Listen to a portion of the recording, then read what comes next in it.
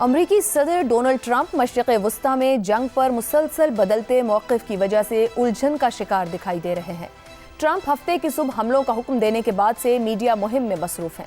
ان کے مقاصد اتنی بار بدل چکے ہیں کہ اس کا حساب رکھنا مشکل ہو گیا ہے۔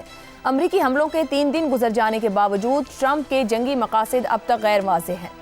ٹرمپ انتظامیہ کے اعلیٰ حکام بھی مشرق وسطی میں دو دہائیوں کے سب سے بڑے امریکی فوجی آپریشن کے بارے میں تضادات سے بھرپور بیانات دے رہے ہیں۔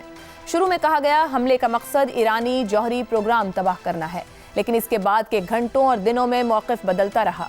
آیت اللہ علی خامنئی کی شہادت کے بعد اتوار کی صبح 9:30 بجے صدر ٹرمپ کا کہنا تھا کہ تہران کی نئی قیادت ان سے بات چیت کرنا چاہتی ہے اور وہ بھی ایسا کرنے کا ارادہ رکھتے ہیں، لیکن شام 5:30 بجے صدر نے دوبارہ نظام کی تبدیلی کو ہدف قرار دیا اور کہا کہ امریکہ ایرانی عوام کے لیے راستہ ہموار کرے گا تاکہ وہ اپنے حکمرانوں کو ہٹا سکیں۔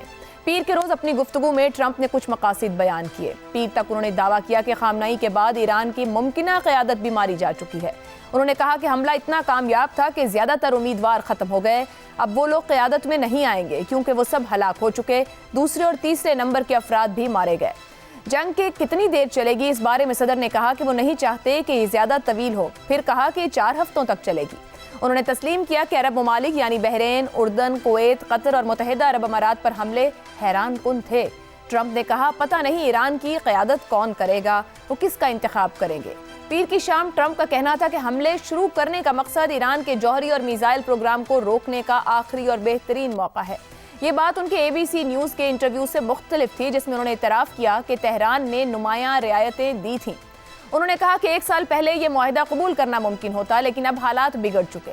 انہوں نے یہ بھی تسلیم کیا کہ 2024 میں ان کی زندگی کے خلاف ایرانی سازش نے ان کے فیصلے پر اثر ڈالا۔ اس سے پہلے وہ انہیں مارتے، انہوں نے ان کو مار دیا۔ اپنے تازہ بیان میں ٹرمپ کا کہنا ہے کہ فوجی کارروائیاں شیڈول سے آگے ہیں، مہم 4-5 ہفتے سے زیادہ بھی ہو سکتی ہے۔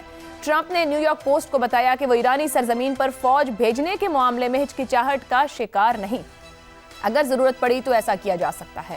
تاہم انہوں نے اب تک یہ واضح نہیں کیا کہ ایران کا مستقبل کیسا ہوگا یا جنگ کے بعد ایران امریکہ کے لیے خطرہ کیوں نہیں رہے گا۔ ٹرمپ کا عوام سے رابطے کا انداز بھی غیر روایتی رہا۔ ماضی میں صدر قوم سے خطاب کر کے جنگی فیصلوں کی وضاحت کرتے تھے، لیکن حملے کا اعلان سوشل میڈیا کے ذریعے کیا اور بعد میں مختلف صحافیوں سے مختصر گفتگو میں جنگ کے دورانیے اور مقاصد کے بارے میں مختلف دعوے کرتے رہے۔